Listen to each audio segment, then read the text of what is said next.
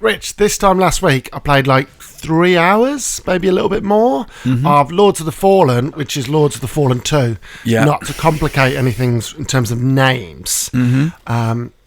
But yeah, we got to play a healthy chunk of this Souls-like video game that is, it's kind of a reboot to the 2014 one, but also kind of not. So if you played the 2014 one, like you'll take stuff away from it, but but interesting. I didn't know that. For all intents and purposes, it's effectively a reboot. Yeah, I thought it was a completely fresh start. I didn't know there were any connections to the original. Well, I think there are in terms of like the world and stuff, like maybe a few characters here and there. Okay. But yeah, it's an interesting one, to be honest. Like, to be fair, it's been announced for years, right? And then it's gone through a few while. Developers. Yeah. They set up their own studio, didn't they? Yeah, I believe so. Hexworks to do this game. But as you can see, Rich, this is it.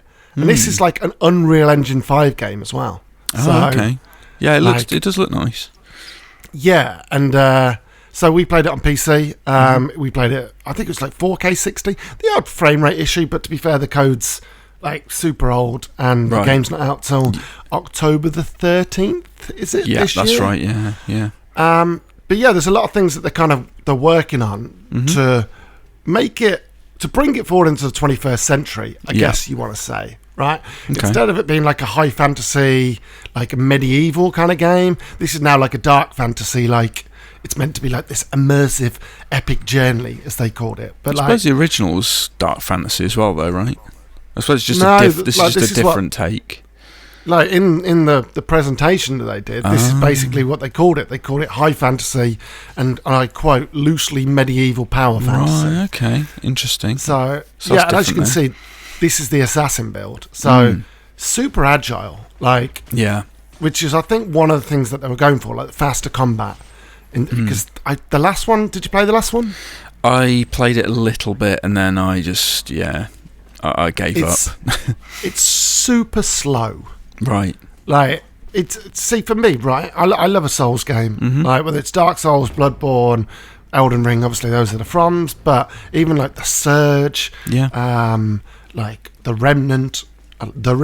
Yeah, Remnant. Remnant. Those kind of games. Like anything that's a Souls game, obviously they have the same formula and stuff like that. Yeah, I'm there for it. But this seems more like the Bloodborne thing. Yeah, okay. In terms of pace. But it's got this really cool thing, right? You've got this lantern. Yeah. I love that. So you've got two worlds layered on top of one layered on top of the other. You've got the living world, which I believe is called like the Axiom world. And then you've got this world, which is the Umbral. It's like the plane of the dead kind of thing. So that's some really cool kind of touch. Yeah, exactly. Yeah. And there's really cool, not just traversal kind of mechanics going into it, but like gameplay. But the great thing is as well, you can literally burst from one plane to the other like that. Oh, wow. So now you can interact with stuff. Like now, it's going to pull that over, and then it turns that into a bridge, which you couldn't do using the lantern. So, right, okay. But this Umbral world almost acts like an extra life as well. Okay. What, so if you die, do you go to the Umbral world? Is that the idea? No. If you die in the Axiom world, you then spawn in the Umbral world. Yeah. Which is a trickier world. Like it's harder, but you've got the chance to then get to one of their kind of bonfires. Okay. I think they're called like vestiges. Yeah. But yeah, so it almost gives you an extra life in that kind of respect. So, and also then you can go from the Umbral side of the Axiom into the Umbral using the lantern, but you can't go back. What you need to do is find like these points in the world where you then basically drag yourself back into the world of the living. Right, okay, interesting. So, and as you can see, like different classes as well. This is a different class. Yeah, what is this, just like the knight or something? Yeah, there's a lot of classes, class, to be honest. Yeah. I forget the names of them, but there's like, we're going to see like, I think we've got like the Warwolf in it as well.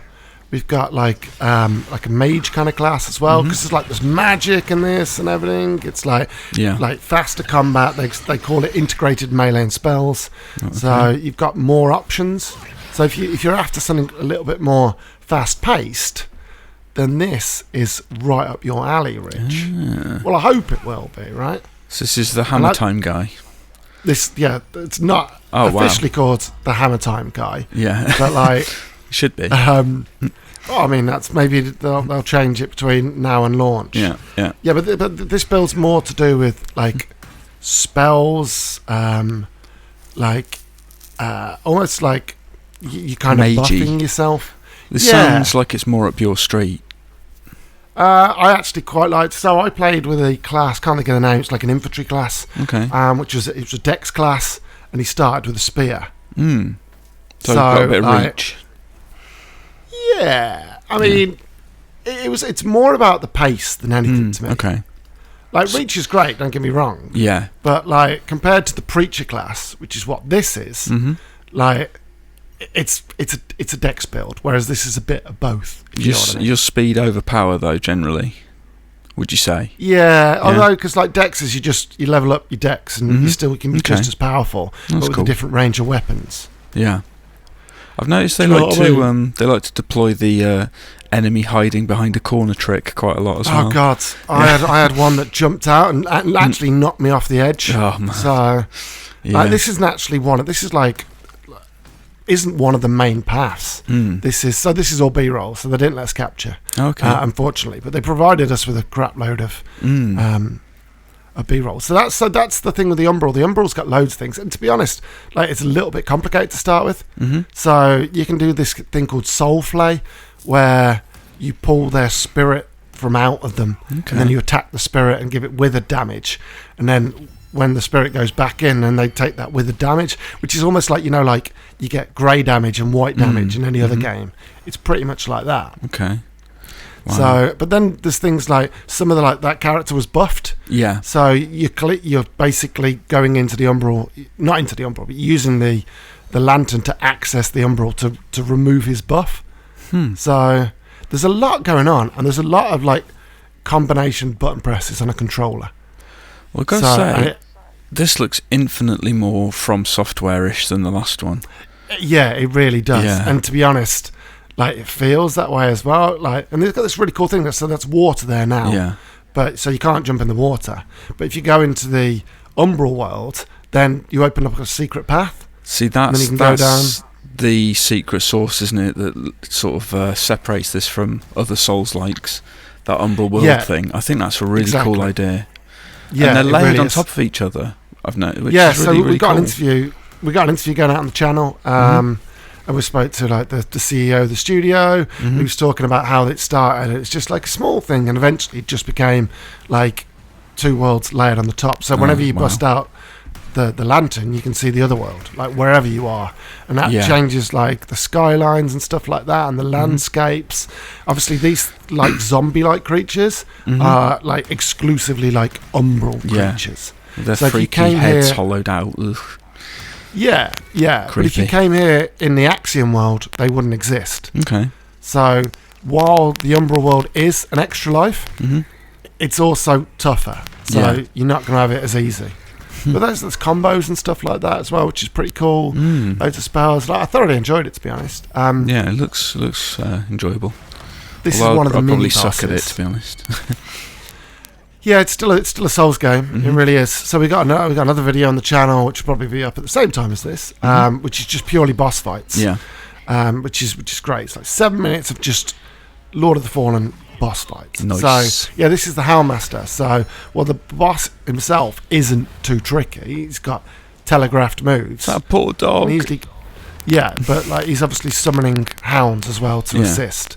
So that's the tricky one. But this isn't one of the main boss fights. In fact, I didn't even come across this personally. Right. I came across another one which had another mechanic as well. So they do a lot of things with the Axiom in the Umbral world in terms of, like in a boss fight, in the boss video, you'll see it in one of the main bosses.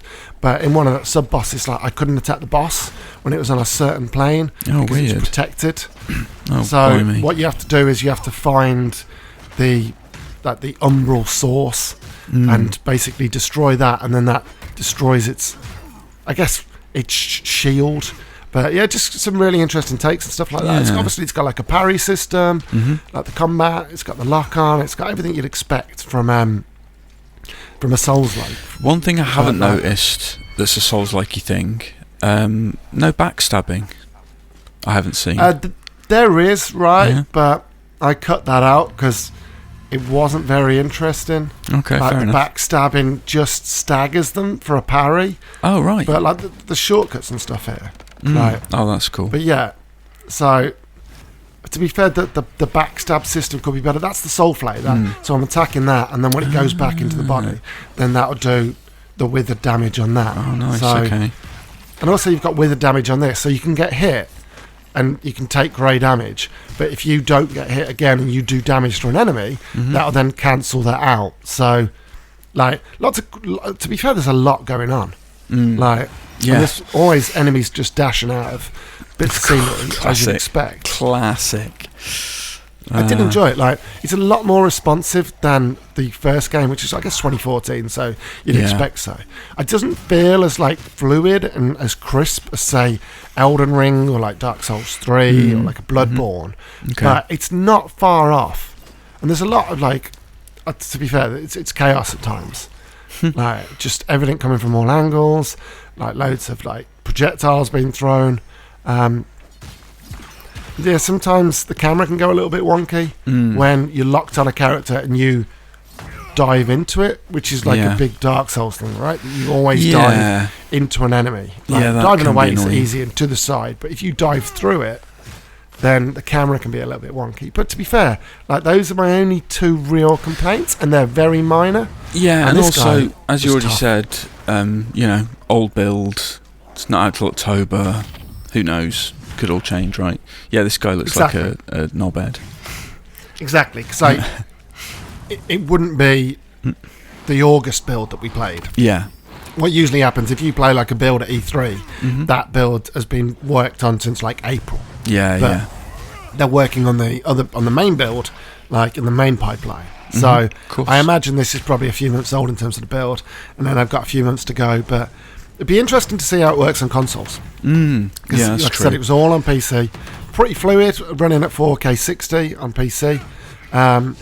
So fluid in that respect. The odd frame rate issue, but I mean, that was running at 4K 60. So it'd be interesting to see like how it does at launch. Well, will it be a case of choosing performance or visual again, you know, on console? I imagine so. I imagine so. It always bugs me that. I want my cake and eat it, please. I want both. Exactly. Gimme. We want a 4K 60 as standard, right? Yeah. I mean, if you remember though, when Elden Ring came out, that wasn't even 60 frames. That was like 45, if I remember rightly. Okay. Well, like, this is the Warwolf. Still this is slick. like double Axeman. Okay. Oh, nice. And sort of barbarian like type fella. Yeah, exactly. But like, just like really cool kind of aesthetics and stuff like that. Obviously, like, we started from the beginning, so we didn't get far enough to see a good variety of weapons. Like, seeing the B-roll was great because I pretty much had a spear the whole time. And if I'm being completely honest, I wasn't a massive fan of the spear. I wanted like almost like some twin blades kind of thing, like the assassin had. But yeah, obviously I didn't choose the assassin. I chose. I didn't know I got something infantry. But like, you can kick people off the edge as well. It's always good. Special moves. Yeah. I mean, I had a lot of fun with it, to be honest. Did you fall off any ladders? No, I didn't fall off any ladders. Okay, I got kicked off a couple of ledges by enemies like dashing out. But and it's the same as like a Dark Souls game. When you get to this point, it's like it's dodgy to fight anywhere where there's an edge. Like, because if you dodge backwards and you're locked on and they move slightly, you just dodge off the edge. Yeah, of course.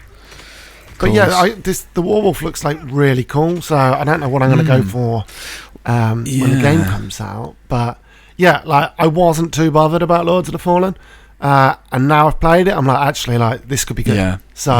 Fingers crossed. I mean, I don't think it's going to be quite at the Dark Souls, like Elden Ring level, like maybe 9s and 10s, but this looks like a step in the right direction. This does look closer to that sort of fluidity and just the atmosphere as well and everything. Just the look and for of me, it. that's one of the main things. But yeah, Rich, that was the first video. We've got the boss video to watch, and then next week we'll put out an interview. But that's coming out on October 13th on all the Next Journey platforms and PC. Don't forget to like, comment, and subscribe, and we'll see you next time. Cheers, folks. Goodbye. Bye.